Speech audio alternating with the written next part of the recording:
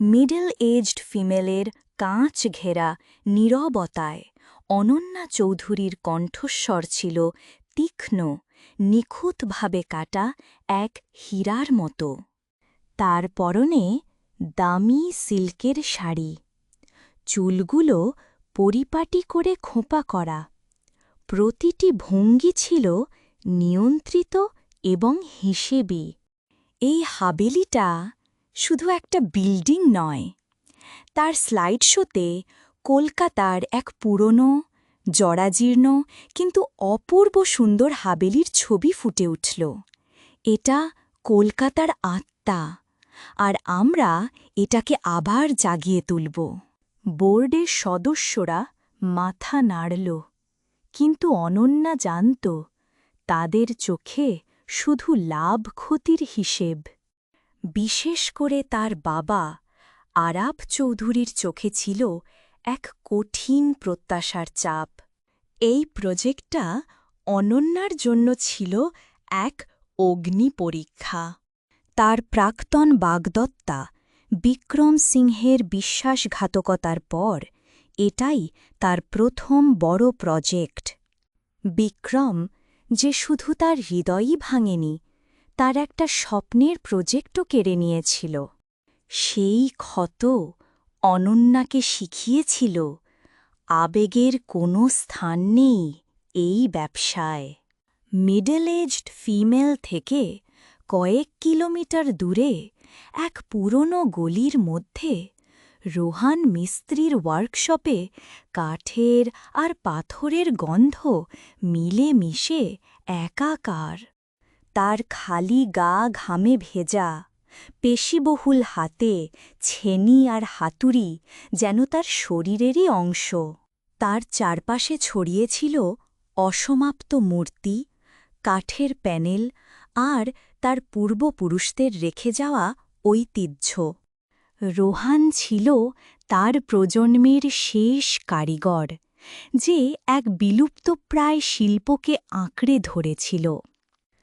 কয়েক বছর আগে এক বড় কর্পোরেট কোম্পানি তাদের পারিবারিক ওয়ার্কশপটা কেড়ে নিয়েছিল একটা শপিং মল বানানোর জন্য। সেই কোম্পানিটা ছিল চৌধুরীদেরই একটা সহযোগী প্রতিষ্ঠান। তাই কর্পোরেট দুনিয়ার প্রতি তার ছিল এক তীব্র ঘৃণা আর অবিশ্বাস।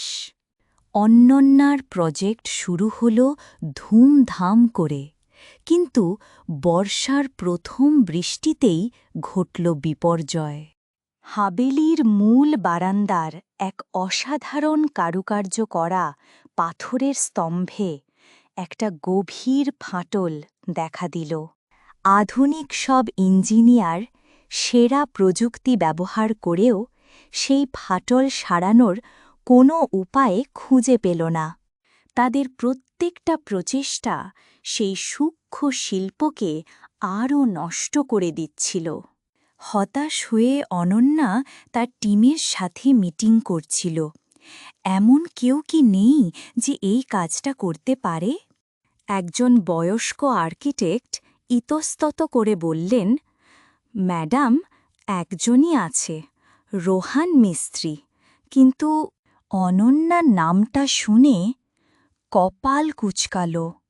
তাকে আমার চাই, যে কোনো মূল্যে। রোহানের ওয়ার্কশপের সামনে অন্যান্যার দামি গাড়িটা এসে থামল, যেন এক অন্য জগতে এসে পড়েছে। মেঝা মাটির সোনা গন্ধ, ছেনি হাতুড়ির ছন্দবদ্ধ শব্দ আর অনন্যার দামি পারফিউমের গন্ধ মিলেমিশে এক অদ্ভুত পরিস্থিতি তৈরি হল। রোহান কাজ থামিয়ে ঘুরে তাকাল। তার চোখে ছিল না কোনো বিস্ময়, ছিল শুধু এক শীতল ইনডিফারেন্স। অনন্যা তার পরিচয় দিয়ে সরাসরি কাজের কথায় আসল। আমি শুনেছি আপনি এই পুরনো দিনের পাথরের কাজ জানেন, আমার একটা সাহায্য দরকার। রোহান হাসল, কিন্তু সেই হাসিতে ছিল বিদ্রূপ। আমার শিল্প আপনাদের মতো বড়লোকদের শখের জন্য নয়, ম্যাডাম। আপনারা প্রথমে ঐতিহ্যকে ধ্বংস করেন, তারপর সেটাকে সাজিয়ে বিক্রি করেন। অনন্যার মুখে রক্ত জমে গেল। আমি এখানে আপনার দর্শন শুনতে আসিনি, মিস। আমি সেই প্রস্তাব প্রত্যাখ্যান করছি, রোহান শান্তভাবে বলে আবার নিজের কাজে মন দিল।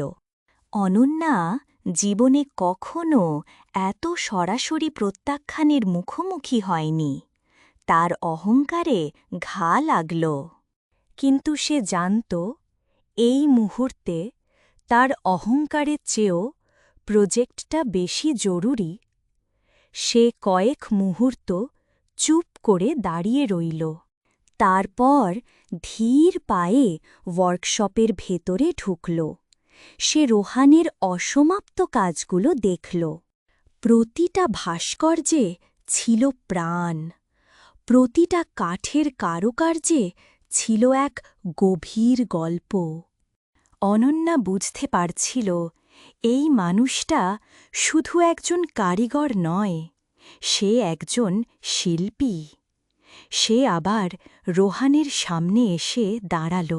এবার তার কণ্ঠে কোনো কর্তৃত্ব ছিল না, ছিল এক অদ্ভুত আকুতি। দেখুন, আমি জানি আপনাদের মতো শিল্পীদের সাথে কি হয়েছে, কিন্তু এই হাবেলিটা। রোহান কাজ থামিয়ে তার দিকে তাকাল। অনন্যার চোখে সে এবার শুধু এক জেদি ব্যবসায়ীর প্রতিচ্ছবি দেখল না, দেখল এক চাপা আবেগ, শিল্পের প্রতি এক গোপন শ্রদ্ধা। আপনি এর আত্মা বাঁচিয়ে রাখতে চান? রোহান আবার বিদ্রূপের সুরে বলল, নাকি এর আত্মার ছবি তুলে ব্রোশারে ছাপিয়ে বেচতে চান? অনন্যা আহত হল, কিন্তু নিজেকে সামলে নিল। হয়তো দুটোই, কিন্তু প্রথমটা ছাড়া দ্বিতীয়টা সম্ভব নয়।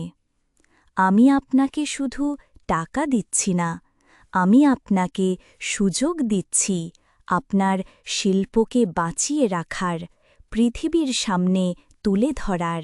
রোহান চুপ করে রইল। তার মনে চলছিল এক গভীর দ্বন্দ্ব। মিডল এজড ফিমেলের প্রতি তার ঘৃণা, আর তার শিল্পের প্রতি তার ভালোবাসা। তার সম্প্রদায়ের অন্য কারিগরদেরও কাজ দরকার। তার নিজের ওয়ার্কশপটাও টিকিয়ে রাখতে হবে। অনেকক্ষণ পর সে একটা দীর্ঘ শ্বাস ফেলল। আমার কিছু শর্ত আছে, সে অবশেষে বলল। আমার কাজে কেউ হস্তক্ষেপ করতে পারবে না।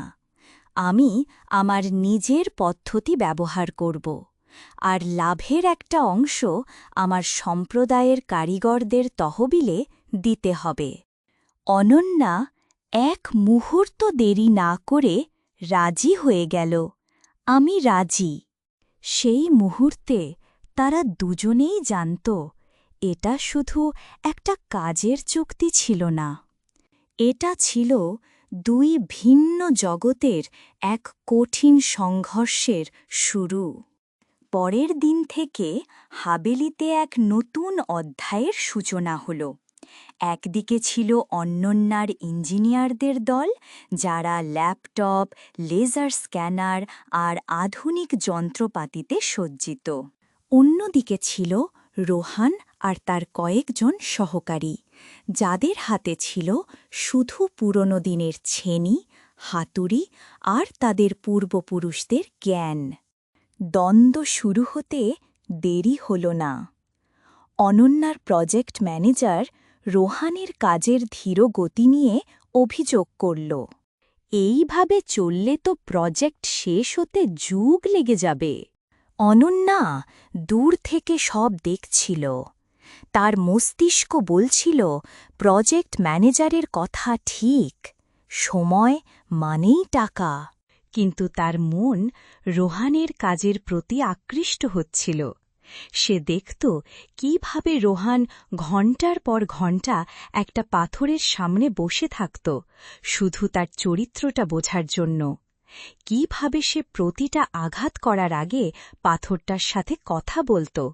এটা ছিল এক ধরনের সাধনা যা অন্যান্য পরিচিত জগতের বাইরে। বিক্রম সিং বসেছিল না। সে যখন শুনল যে অনন্যা প্রজেক্টটা শুরু করেছে, তখন তার অহংকারে আবার ঘা লাগল। সে তার চরদের মাধ্যমে প্রজেক্টের সব খবর রাখছিল। রোহানের অন্তর্ভুক্তির খবর পেয়ে সে একটা ক্রূর হাসি হাসল। একটা সামান্য মিস্ত্রি। দেখা যাক অনন্যা চৌধুরীর ঐতিহ্য বাঁচানোর শখ কতদিন থাকে। বিক্রম তার প্রথম চালটা চালল। সে রাতের অন্ধকারে লোক পাঠিয়ে হাবেলিতে রাখা দামি সেগুন কাঠের একটা বড় চালান গায়েব করে দিল। পরের দিন সকালে খবরটা অনন্যার কাছে পৌঁছাল। সবার প্রথম সন্দেহ পড়ল রোহানের ওপর, কারণ সেই একমাত্র বাইরের লোক ছিল যার হাবেলিতে অবাধ প্রবেশ ছিল। অনন্যার বাবা আরাফ চৌধুরী তাকে ফোন করে তীব্র ভর্ৎসনা করলেন। আমি আগেই বলেছিলাম এই বস্তির লোকদের বিশ্বাস করতে নেই, এখনই ওকে পুলিশে দাও। অনন্যার মনেও এক মুহূর্তের জন্য সন্দেহ জেগেছিল। তার পুরনো ক্ষতটা আবার চিনচিন করে উঠল।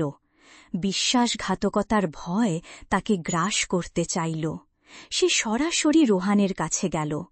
রোহান তখনও সেই ভাঙা স্তম্ভটা নিয়ে কাজ করছিল। বাইরের কোলাহল তাকে স্পর্শ করেনি। কাজগুলো কোথায়? অনন্যার কণ্ঠ ছিল বরফ শীতল। রোহান তার দিকে না তাকিয়েই বলল, যেখানে থাকার কথা ছিল সেখানেই নেই। আপনার লোকেরা কিছু দেখেনি? আমার লোকেরা চোর নয় ম্যাডাম, তারা শিল্পী। অনন্যার রাগ বেড়ে গেল। আমি কিন্তু সিসিটিভি ফুটেজ চেক করতে পারি। রোহান এবার কাজ থামিয়ে তার দিকে সরাসরি তাকাল। তার চোখে ছিল এক গভীর অপমানবোধ। অবশ্যই পারেন, আর যখন দেখবেন যে আমি বা আমার লোকেরা নির্দোষ, তখন এসে আমার কাছে ক্ষমা চাওয়ার সাহসটা রাখবেন। এই বলে সে আবার কাজে মন দিল। অনন্যা স্তব্ধ হয়ে গেল। সে সিসিটিভি ফুটেজ চেক করল। ফুটেজে দেখা গেল গভীর রাতে কয়েকজন মুখোশধারী লোক এসে কাঠগুলো ট্রাকে তুলে নিয়ে যাচ্ছে, আর তাদের মধ্যে একজন ছিল বিক্রমের বিশ্বস্ত সহকারী। অনন্যার মাথা ঘুরে গেল। সে বুঝতে পারল এটা শুধু চুরি নয়, এটা ছিল তাকে এবং রোহানকে অপমান করার একটা চক্রান্ত। তার নিজের সন্দেহের জন্য তার লজ্জা করল। সে ধীর পায়ে রোহানের কাছে ফিরে গেল। রোহান কাজ করে যাচ্ছিল, যেন কিছুই হয়নি। আমি দুঃখিত, অনন্যা ফাইনালি বলল। তার কণ্ঠস্বর ছিল ক্ষীণ। রোহান কাজ থামাল না। দুঃখিত কোনটার জন্য? আমাকে সন্দেহ করার জন্য, নাকি নিজের ভুলটা বুঝতে পারার জন্য? অনন্যার বলার মতো কোনো কথা ছিল না। সেদিন বিকেলে অনন্যা তার দামি গাড়িটা নিয়ে রোহানের পাড়ায় গেল। গলির মুখে গাড়িটা রেখে সে পায়ে হেঁটে এগোল। চারিদিকে ছিল ঘিঞ্জি বাড়ি, বাচ্চাদের কোলাহল আর মশলাদার খাবারের গন্ধ। সে রোহানের ওয়ার্কশপটা খুঁজে বের করল। রোহান তখন তার কয়েকজন তরুণ শিষ্যকে কাজ শেখাচ্ছিল। তাকে দেখে সবাই চুপ করে গেল। রোহান এগিয়ে এলো। এখানে কি করছেন? আপনার সাথে কথা বলতে এসেছিলাম, অনন্যা বলল। কাজের বাইরে। রোহান তাকে একটা টুল পেতে বসতে দিল। সে অনন্যার জন্য একটা মাটির ভাঁড়ে করে চা নিয়ে এলো।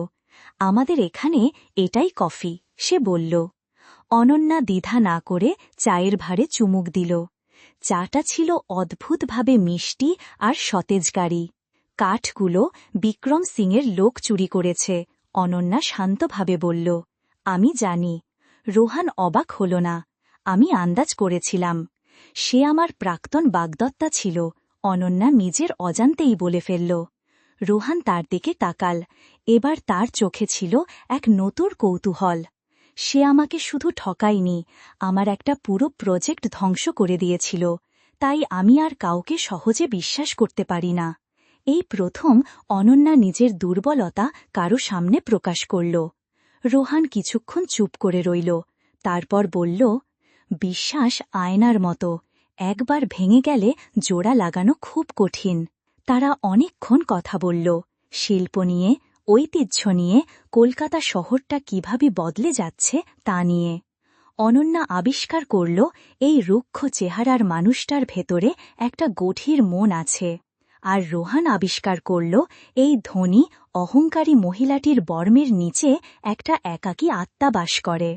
যখন অনন্যা চিরে যাচ্ছিল, তখন রোহান বলল, কাঠের চিন্তা করবেন না, আমার কাছে কিছু পুরনো কাঠ আছে, কাজ আটকাবে না। অনন্যা হাসল, ধন্যবাদ। সেই দিন তাদের মধ্যকার বরফের দেওয়ালটায় প্রথম ফাটল ধরল। তাদের মধ্যকার এই নতুন বোঝাপড়াটা হাবেলির কাজের পরিবেশে একটা ইতিবাচক প্রভাব ফেলল। রোহান আর অনন্যার দল এখন একে অপরের সাথে আরও সহযোগিতামূলকভাবে কাজ করতে শুরু করল। অনন্যা প্রায়ই তার কাছের অফিস থেকে নেমে এসে রোহানের কাজ দেখত। সে তার কাছ থেকে বিভিন্ন ধরনের পাথর, কাঠের চরিত্র এবং পুরনো দিনের স্থাপত্য কৌশল সম্পর্কে শিখত। রোহানও ধীরে ধীরে অনন্যার আধুনিক ডিজাইন এবং স্পেস ম্যানেজমেন্টের ধারণার প্রশংসা করতে শুরু করল। সে বুঝতে পারছিল, অনন্যার লক্ষ্য শুধু ব্যবসাই নয়, তার মধ্যে সত্যিই শিল্প এবং সৌন্দর্যের প্রতি এক গভীর শ্রদ্ধা আছে। কিন্তু বিক্রম সিং চুপ করে থাকার পাত্র ছিল না। তার প্রথম পরিকল্পনা ব্যর্থ হওয়ায় সে আরও মরিয়া হয়ে উঠল। এবার সে সরাসরি আক্রমণ না করে পরোক্ষভাবে আঘাত করার সিদ্ধান্ত নিল। সে শহরের কিছু ট্যাবলয়েড সাংবাদিককে টাকা দিয়ে অনন্যা এবং রোহানের সম্পর্ক নিয়ে নোংরা গুজব ছড়াতে শুরু করল। খবরের কাগজে তাদের একসাথে চা খাওয়ার ছবি ছাপা হল, সাথে রসালো শিরোনাম, শিল্পের নামে ধনী ব্যবসায়ীর নতুন শখ। নাকি পর্দার আড়ালে অন্য কোনো গল্প? খবরটা দাবানলের মতো ছড়িয়ে পড়ল। চৌধুরী গ্রুপের অংশীদারদের মধ্যে গুঞ্জন শুরু হল। আরাব চৌধুরী অনন্যাকে তার অফিসে ডেকে পাঠালেন। তার মুখ ছিল গম্ভীর। এসব কি হচ্ছে অনন্যা? তুমি কি আমাদের পরিবারের সম্মান নিয়ে খেলা করছ? অনন্যা শান্তভাবে উত্তর দিল, বাবা, এটা শুধু গুজব, বিক্রম এটা করছে। বিক্রম করুক বা যেই করুক, তুমি কেন ওই লোকটার সাথে এত মেলামেশা করছ? তোমার আর ওর মধ্যে আকাশ পাতাল তফাত। তফাতটা শুধু টাকার বাবা, যোগ্যতার নয়। অনন্যার কণ্ঠে ছিল দৃঢ়তা। রোহান একজন অসাধারণ শিল্পী, ওর জন্যই প্রজেক্টটা বেঁচে আছে। আমি কোনো কথা শুনতে চাই না। আরাব চৌধুরী ধমক দিয়ে উঠলেন, তুমি ওই লোকটার থেকে দূরত্ব বজায় রাখবে, না হলে আমি প্রজেক্টটা বন্ধ করে দেব। বাবার অফিস থেকে বেরিয়ে অনন্যার মনটা তেতো হয়ে গেল। সে বুঝতে পারছিল, এই লড়াইটা শুধু বিক্রমের বিরুদ্ধে নয়, এটা তার নিজের পরিবারের, নিজের সমাজের সংকীর্ণ মানসিকতার বিরুদ্ধেও। সেদিন সন্ধ্যায় সে রোহানকে ফোন করল। খবরের কাগজটা দেখেছেন? দেখেছি। রোহানের কণ্ঠ ছিল শান্ত। আমি এসবে অভ্যস্ত। যখনই কোনো গরিব মানুষ কোনো বড় লোকের কাছাকাছি আসে, সমাজ এভাবেই দেখে। আমি দুঃখিত, আমার জন্য আপনাকে দুঃখিত হতে হবে না রোহান, তাকে থামিয়ে দিল। আপনি আপনার লড়াই লড়ুন, আমি আমারটা লড়ছি। শুধু কাজটা যেন না থামে। রোহানের এই শান্ত, অবিচল মনোভাব অনন্যাকে আরও শক্তি দিল। সে সিদ্ধান্ত নিল, সে পিছিয়ে আসবে না। কয়েকদিন পরেই ছিল দুর্গাপূজা। কলকাতা শহর সেজে উঠেছিল আলো আর উৎসবে। হাবেলির কাজও কয়েকদিনের জন্য বন্ধ ছিল। পূজার সন্ধ্যায় অনন্যা উদ্দেশ্যহীনভাবে গাড়ি নিয়ে ঘুরছিল। হঠাৎ তার মনে হল, রোহানের পাড়াটা এই সময় কেমন দেখতে লাগে।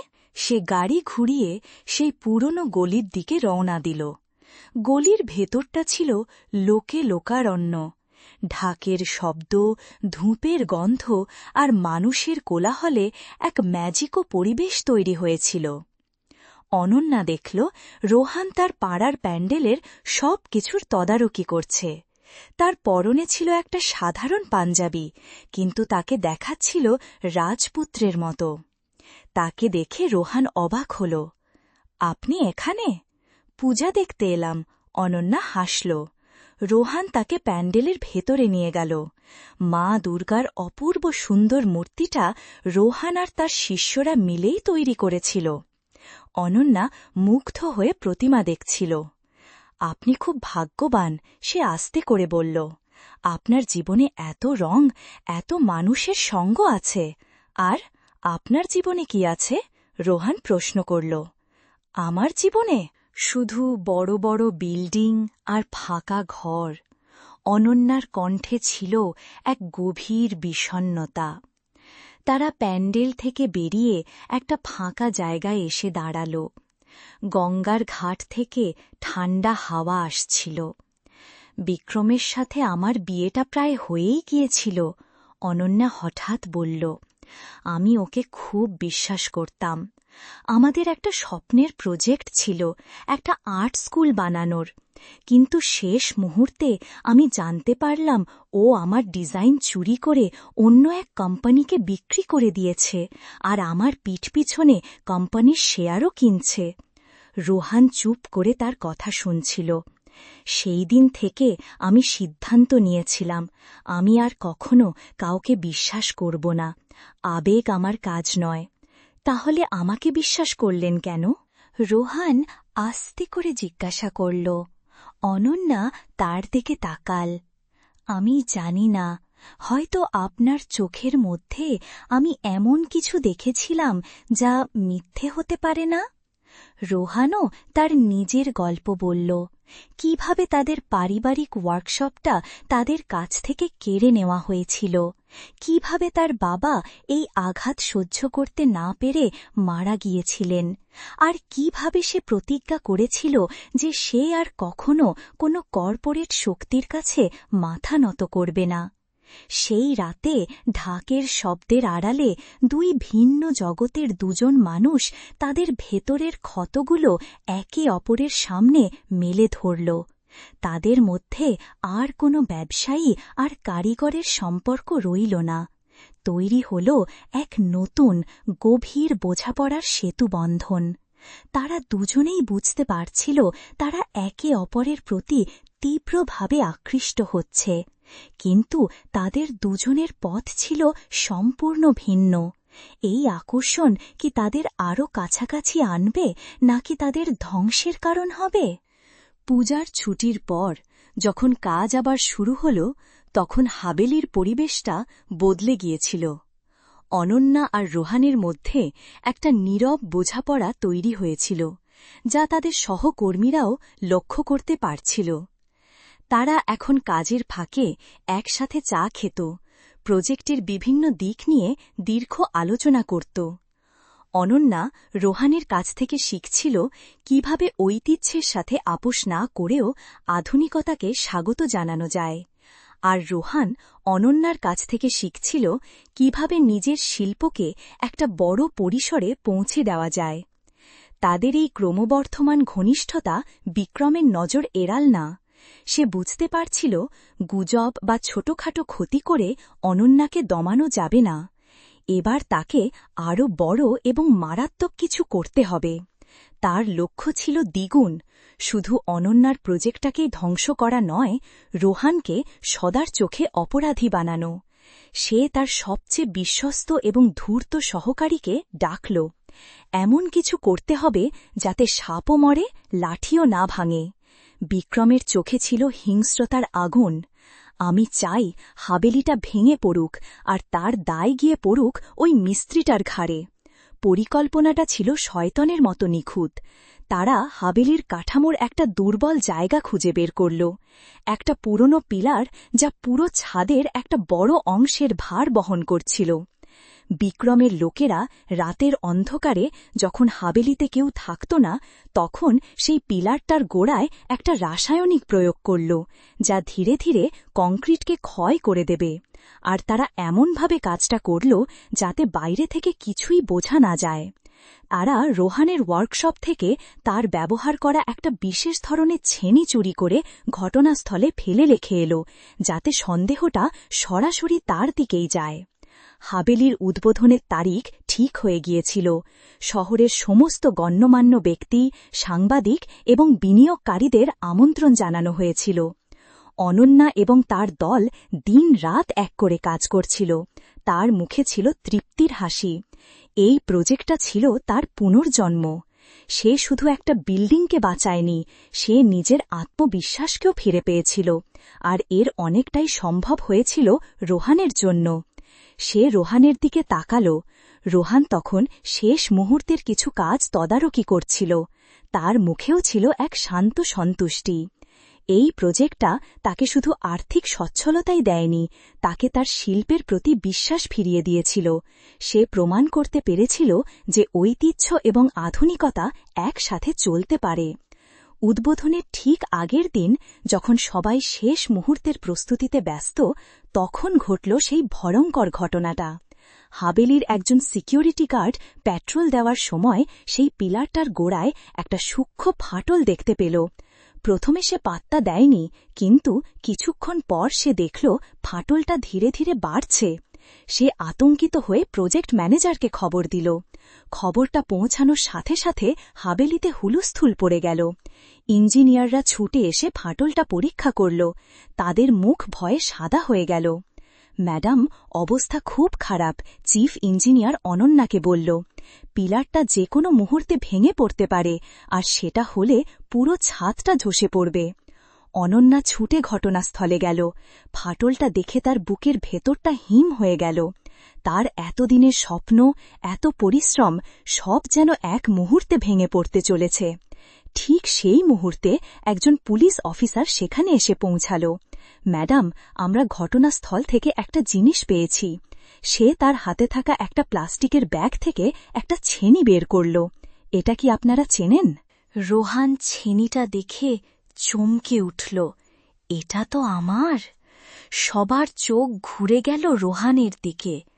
সন্দেহের তীরটা এবার আর পরোক্ষ ছিল না, ছিল সরাসরি এবং মারাত্মক। আপনি এখানে কি করছিলেন? পুলিশ অফিসার কড়া গলায় জিজ্ঞাসা করল। আমি তো সারাদিন এখানেই ছিলাম, রোহান তোতলাতে লাগল। কিন্তু এই ছেনিটা এখানে এলো কিভাবে? রোহানের কাছে কোনো উত্তর ছিল না। অনন্যার বাবা আরাব চৌধুরী খবর পেয়ে ছুটে এলেন। তিনি রোহানকে দেখে ক্রোধে ফেটে পড়লেন। আমি বলেছিলাম এই লোকটা একটা বিশ্বাসঘাতক, ও বিক্রমের সাথে হাত মিলিয়েছে, ওকে অ্যারেস্ট করুন। সাংবাদিকদের ভিড় জমে গিয়েছিল। ক্যামেরার ফ্ল্যাশ চমকছিল। বিক্রম সিংও সেখানে উপস্থিত ছিল।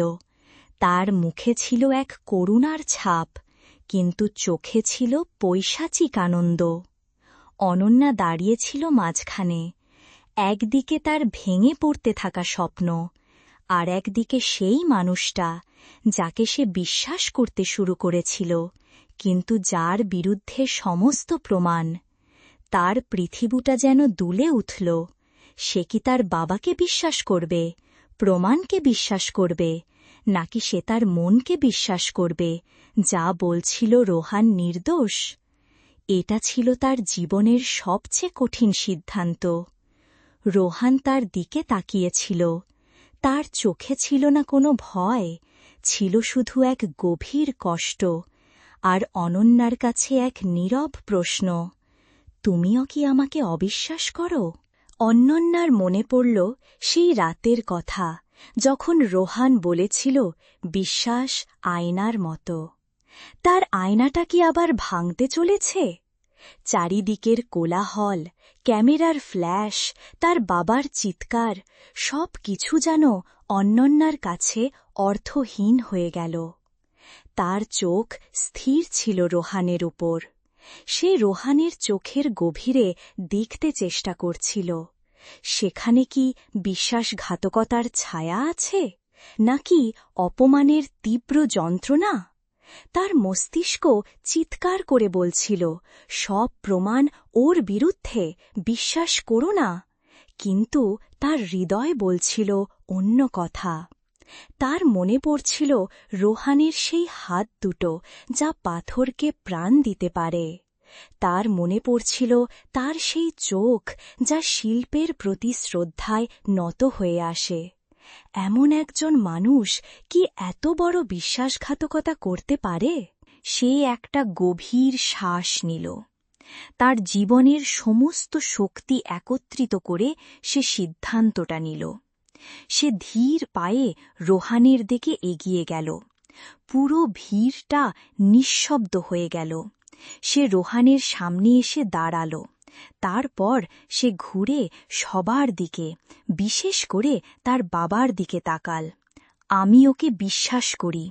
অনন্যার কণ্ঠস্বর ছিল শান্ত কিন্তু ইস্পাতের মতো দৃঢ়। রোহান এটা করেনি। আরাব চৌধুরী হতবাক হয়ে গেলেন। অনন্যা, তুমি কি পাগল হয়ে গেছ? সব প্রমাণ ওর বিরুদ্ধে। প্রমাণ তৈরি করা যায় বাবা, অনন্যা বলল, কিন্তু চরিত্র তৈরি করা যায় না। আমি ওর চরিত্রকে চিনি। সে পুলিশ অফিসারের দিকে ফিরল। অফিসার, আমি অনুরোধ করছি, আপনি আসল অপরাধীকে খুঁজে বের করুন। কিন্তু আমি আমার প্রধান কারিগরকে এই মুহূর্তে আমার পাশে চাই। বিক্রম সিংহের মুখটা ফ্যাকাশে হয়ে গেল। সে ভাবতেও পারেনি অনন্যা এত বড় একটা ঝুঁকি নেবে।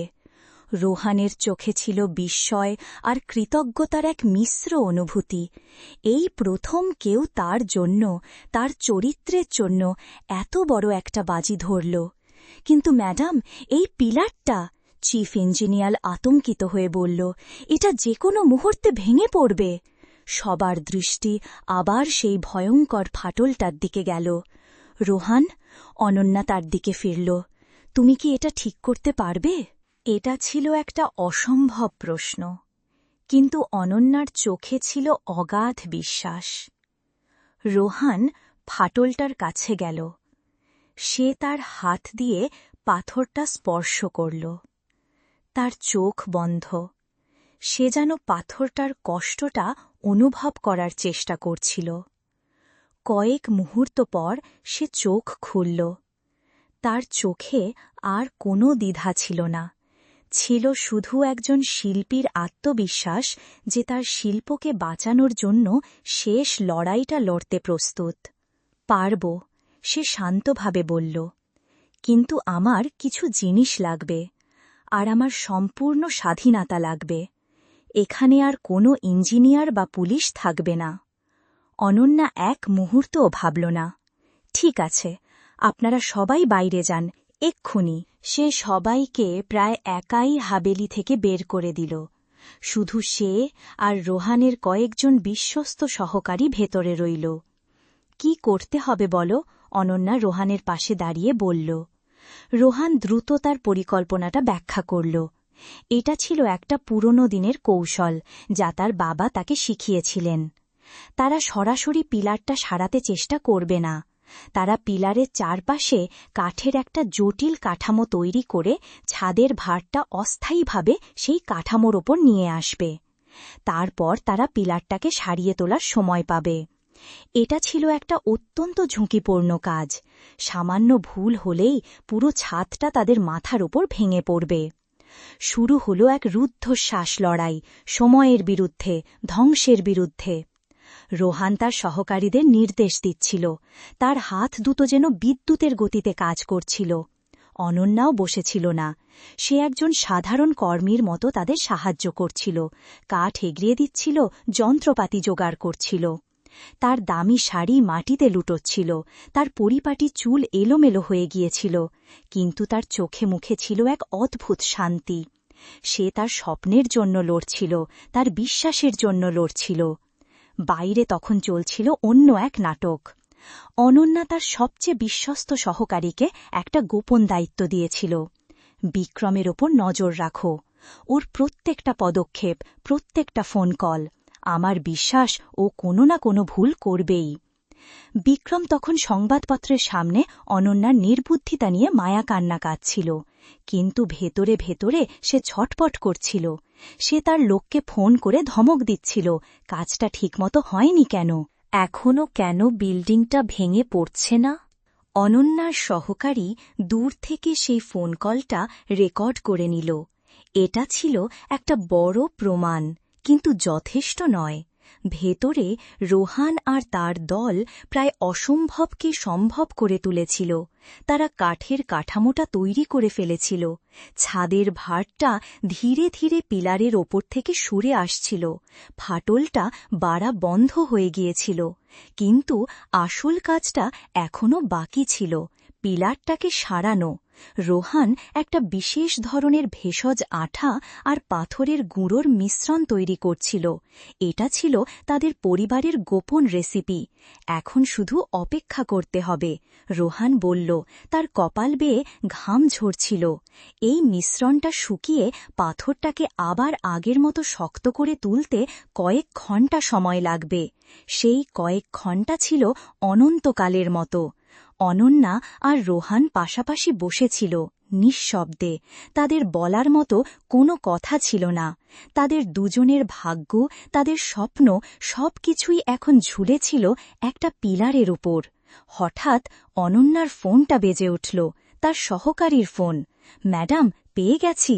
বিক্রম যে দোকান থেকে ওই রাসায়নিকটা কিনেছিল, সেই দোকানের মালিক সব স্বীকার করতে রাজি হয়েছে। অনন্যার চোখ জ্বলে উঠল। সে রোহানের দিকে তাকাল। আমরা জিতে গেছি রোহান। খবরটা পাওয়ার সাথে সাথে অনন্যা আর এক মুহূর্ত দেরি করল না। সে পুলিশ এবং সাংবাদিকদের সামনে সমস্ত প্রমাণ তুলে ধরল। বিক্রমের ফোন কলের রেকর্ডিং, রাসায়নিকের দোকানের মালিকের স্বীকারোক্তি এবং সিসিটিভি ফুটেজ, যা প্রমাণ করছিল যে বিক্রমের লোকেরা ঘটনার রাতে হাবেলির আশেপাশে ছিল। বিক্রম সিংয়ের পালানোর কোনো পথ ছিল না। পুলিশ তাকে এবং তার সহকারীদের ঘটনাস্থল থেকেই গ্রেফতার করল। তার মুখটা ছিল দেখার মতো, অবিশ্বাস, ক্রোধ আর চরম অপমানে বিকৃত। যে লোকটা এতক্ষণ ধরে সহানুভূতির নাটক করছিল, সে এখন একজন সাধারণ অপরাধী। আরাব চৌধুরীর মুখটা লজ্জায় লাল হয়ে গিয়েছিল। তিনি বুঝতে পারছিলেন তিনি কত বড় একটা ভুল করতে যাচ্ছিলেন।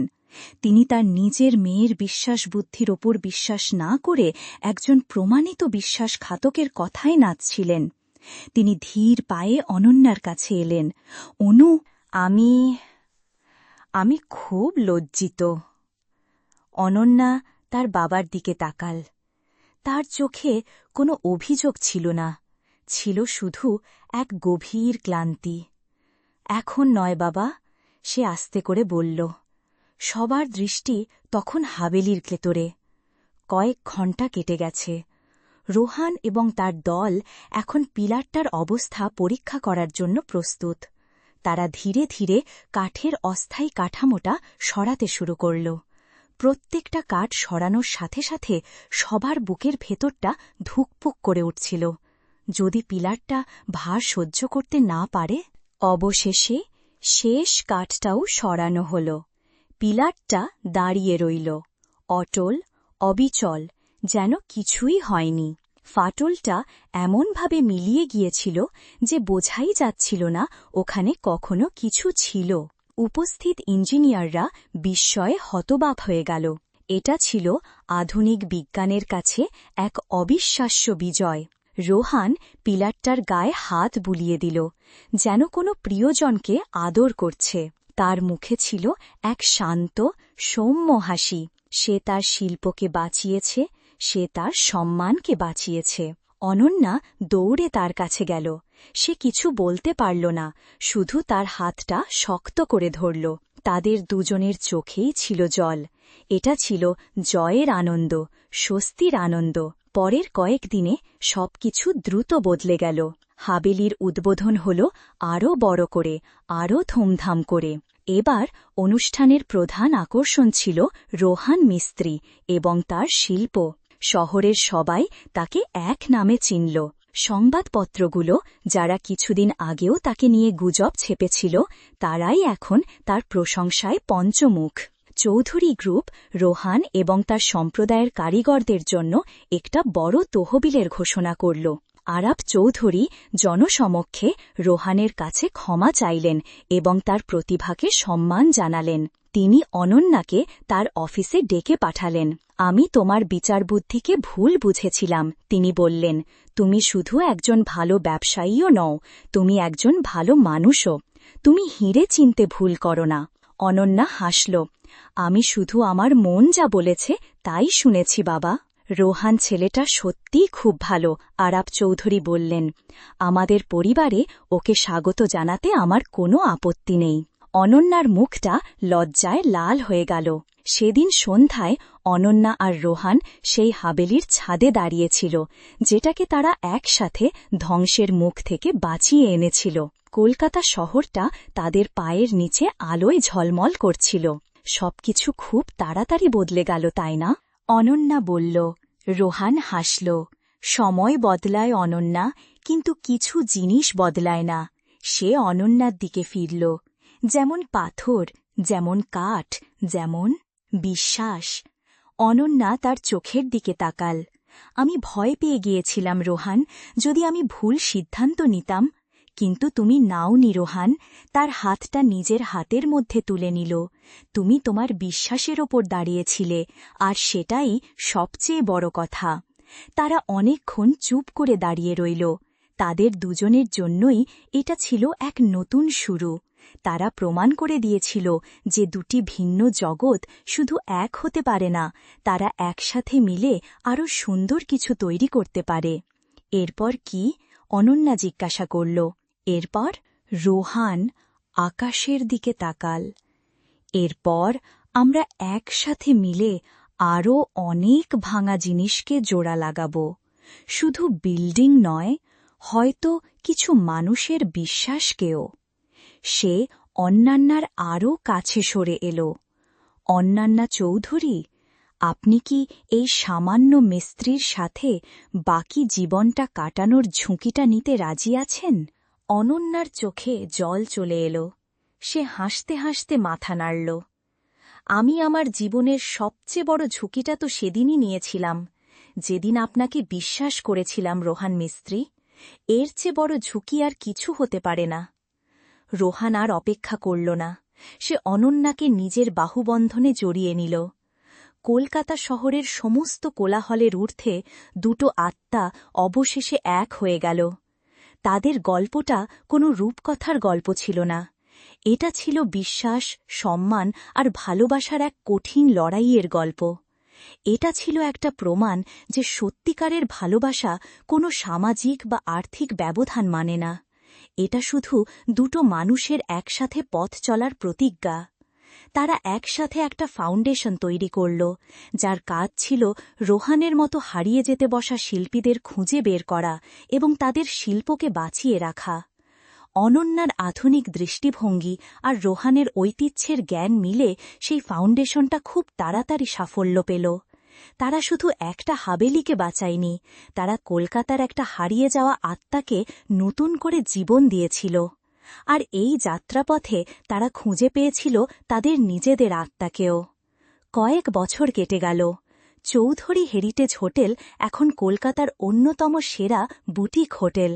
এটা শুধু একটা থাকার জায়গা ছিল না, এটা ছিল একটা জীবন্ত মিউজিয়াম। দেশ বিদেশ থেকে মানুষ আসত শুধু এর স্থাপত্য এবং শিল্পকর্ম দেখার জন্য। আর হোটেলের প্রতিটা কোণায় লেখা ছিল অনন্যা আর রোহানের ভালোবাসার গল্প। রোহান এখন আর শুধু একজন কারিগর ছিল না, সে ছিল একজন সম্মানিত শিল্পী এবং উদ্যোক্তা। তার মিস্ত্রি ফাউন্ডেশন এখন শুধু পশ্চিমবঙ্গেই নয়, সারা ভারতে কাজ করছিল। সে অনেক তরুণকে ঐতিহ্যবাহী শিল্পে প্রশিক্ষণ দিয়ে নতুন করে বাঁচার পথ দেখিয়েছিল। কিন্তু এত সাফল্য, এত পরিচিতি সত্ত্বেও সে বদলায়নি। সে এখনও সুযোগ পেলেই তার পুরনো ওয়ার্কশপে ফিরে যেত, ধুলোমাখা হাতে ছেনি হাতুড়ি তুলে নিত, কারণ ওটাই ছিল তার শিকড়, তার আসল পরিচয়। অনন্যাও এখন আরও পরিণত, আরও সুখী। তার মুখে এখন আর সেই শীতল, নিয়ন্ত্রিত ভাবটা নেই। তার চোখে আছে এক গভীর প্রশান্তি আর ভালোবাসা। সে এখনও চৌধুরী গ্রুপের একজন সফল কর্ণধার, কিন্তু তার জীবনের অধিকারকার বদলে গিয়েছিল। সে এখন শুধু লাভ ক্ষতির হিসেব করে না, সে মানুষের হিসেব করে, আবেগের হিসেব করে। একদিন বিকেলে তারা দুজনে তাদের হোটেলের ছাদে বসে চা খাচ্ছিল। এটা ছিল তাদের প্রিয় জায়গা। এখান থেকে পুরো কলকাতা শহরটাকে দেখা যায়। মনে আছে প্রথমবার যখন আমি তোমার পাড়ায় গিয়েছিলাম? অনন্যা হাসতে হাসতে বলল, তুমি আমাকে একটা মাটির ভাঁড়ে করে চা দিয়েছিলে।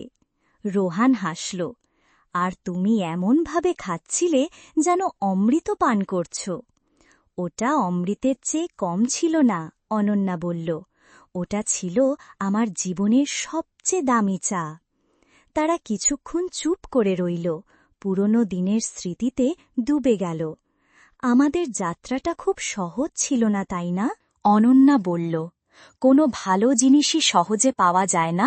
রোহান তার হাতটা ধরল, কিন্তু শেষ পর্যন্ত আমরা পেরেছি। হ্যাঁ, পেরেছি। অনন্যা রোহানের কাঁধে মাথা রাখল। তাদের সামনে অস্তগামী সূর্যের আলোয় কলকাতা শহরটা সোনালি হয়ে উঠেছিল। তাদের ভালোবাসাটাও ছিল সেই শহরের মতোই, কোলাহলপূর্ণ, জটিল, কিন্তু শেষ পর্যন্ত অপূর্ব সুন্দর এবং জীবন্ত। তারা জানত তাদের সামনে এখনও অনেক চ্যালেঞ্জ আসবে। দুটো ভিন্ন জগতের দুজন মানুষের একসাথে পথ চলায় ছোটখাটো সংঘাত হবেই, কিন্তু তারা এটাও জানত যে তাদের ভালোবাসার ভিত্তিটা এত সহজে ভেঙে পড়ার নয়, কারণ তাদের ভিত্তিটা ছিল বিশ্বাস, সম্মান আর পারস্পরিক বোঝাপড়া। তাদের গল্পটা শহরের মানুষের মুখে মুখে ঘুরত। কেউ বলতো এটা একটা সিনেমার মতো প্রেম কাহিনী, কেউ বলতো এটা ভাগ্য, কিন্তু শুধু অনন্যা আর রোহানই জানত এটা ভাগ্য বা সিনেমা নয়। এটা ছিল দুটো মানুষের নিজেদের সীমাবদ্ধতাকে অতিক্রম করার গল্প। এটা ছিল দুটো আত্মার এক হওয়ার গল্প, যারা একে অপরকে সম্পূর্ণ করেছিল। অনন্যা রোহানকে শিখিয়েছিল কিভাবে বড় স্বপ্ন দেখতে হয়, আর রোহান অনন্যাকে শিখিয়েছিল কিভাবে মাটির কাছাকাছি থাকতে হয়। তাদের প্রেম ছিল আধুনিকতা আর ঐতিহ্যের এক নিখুঁত মেলবন্ধন, ঠিক যেমন তাদের স্বপ্নের হাবেলিটা, যেখানে কাঁচ আর স্টিলের পাশে পুরনো দিনের কারুকার্য করা পাথর স্বমহিমায় উজ্জ্বল, যেখানে কর্পোরেট জগতের দক্ষতার সাথে মিশে গেছে শিল্পীর সংবেদনশীলতা। গল্পটা শেষ হয় না, কারণ সত্যিকারের ভালোবাসার গল্প কখনো শেষ হয় না। তারা একসাথে বুড়ো হবে, তাদের চুল সাদা হয়ে যাবে, কিন্তু কলকাতা শহরের বুকে তাদের তৈরি করা সেই হাবেলিটা দাঁড়িয়ে থাকবে, আর তাদের ভালোবাসার গল্পটা প্রজন্মের পর প্রজন্ম ধরে মানুষের মনে আশা জাগিয়ে যাবে। এই বার্তা দিয়ে যাবে যে সবচেয়ে বড় ব্যবধান আমাদের মনেই থাকে, আর সেই ব্যবধানটা যদি একবার ভালোবাসার সেতু দিয়ে জুড়ে দেওয়া যায়, তাহলে কোনো কিছুই আর অসম্ভব থাকে না। একদিন ফাউন্ডেশনের একটা অনুষ্ঠানে একজন তরুণ সাংবাদিক অনন্যাকে প্রশ্ন করল, ম্যাডাম, আপনার সাফল্যের রহস্য কি? অনন্যা রোহানের দিকে তাকিয়ে হাসল, তারপর মাইক্রোফোনটা হাতে নিয়ে বলল, আমার সাফল্যের দুটো রহস্য। প্রথমটা হল এমন একটা স্বপ্ন দেখা যা আপনাকে ঘুমোতে দেবে না, আর দ্বিতীয়টা হল এমন একজন সঙ্গীকে খুঁজে পাওয়া যে আপনার স্বপ্নটাকে নিজের স্বপ্ন বলে মনে করবে। আরেকজন সাংবাদিক রোহানকে জিজ্ঞাসা করল, মিস্ত্রি, আপনি একজন সাধারণ কারিগর থেকে এত বড় একজন শিল্পী হয়ে উঠলেন, আপনার অনুপ্রেরণা কে? রোহান অনন্যার হাতটা শক্ত করে ধরল। আমার অনুপ্রেরণা হল আমার শিল্প, আমার ঐতিহ্য, আর সেই শিল্পকে চেনার মতো চোখ যার আছে সেই মানুষটা। তাদের এই সহজ সৎ উত্তরগুলো সবার মন ছুঁয়ে গেল। তাদের জীবনে আর কোনো বিক্রমসিং ছিল না, তাদের জীবনে আর কোনো পারিবারিক বা সামাজিক চাপ ছিল না, ছিল শুধু অফুরন্ত ভালোবাসা আর একসাথে পথ চলার আনন্দ। তারা প্রায়ই তাদের পুরনো স্মৃতিগুলো রোমন্থন করত, সেই প্রথম দিনের সাক্ষাৎ, সেই অবিশ্বাস আর দ্বন্দ্ব, সেই চায়ের ভার যা তাদের প্রথম মিলিয়ে দিয়েছিল, সেই দুর্গাপূজার রাত যখন তারা প্রথম নিজেদের মন খুলেছিল, আর সেই ভয়ঙ্কর রাত যখন তারা একসাথে মিলে একটা স্বপ্নকে ধ্বংসের হাত থেকে বাঁচিয়েছিল। প্রতিটা স্মৃতি ছিল তাদের কাছে এক একটা দামি মণি, তাদের ভালোবাসার মুকুটে এক একটা উজ্জ্বল পাথর। তারা তাদের সন্তানদেরও এই গল্প শোনাত, তাদের শেখাত যে মানুষের পরিচয় তার টাকা বা পদমর্যাদায় নয়, তার চরিত্রে এবং তার কাজে। তাদের শেখাত যে বিশ্বাস হল সবচেয়ে বড় শক্তি, আর ভালোবাসা হল সবচেয়ে বড় শিল্প। একদিন এক বর্ষার সন্ধ্যায় তারা দুজনে হাবেলির সেই বিখ্যাত বারান্দায় দাঁড়িয়েছিল, যেখান থেকে তাদের গল্পের শুরু হয়েছিল। বাইরে ঝমঝম করে বৃষ্টি পড়ছিল। আজকের দিনটার কথা মনে আছে? অনন্যা বলল, সেদিনও ঠিক এমনই বৃষ্টি হচ্ছিল। কিভাবে ভুলব?